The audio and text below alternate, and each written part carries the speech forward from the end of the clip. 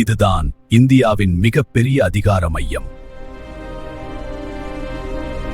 இங்கே எடுக்கப்படும் முடிவுகள் உங்களுடைய தினசரி வாழ்க்கையை மாற்றும்.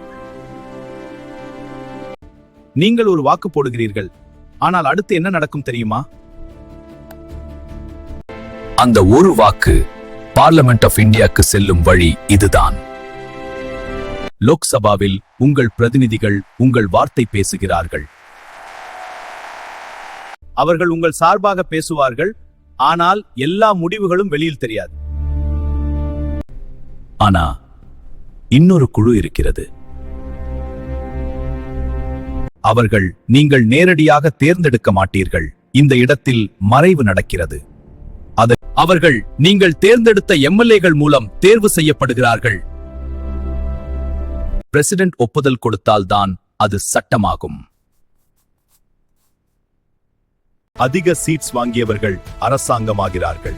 அதிக சீட்ஸ் வாங்கியவர்கள் அரசாங்கமாகிறார்கள். அவர்களின் தலைவர் நாட்டின் செயல்பாடுகளை வழிநடத்துவார். ஒரு சட்டம் உருவாக பேசுவார்கள், வாக்களிப்பார்கள், உங்கள் வாழ்க்கையை மாற்றும் முடிவுகள் எடுப்பார்கள்.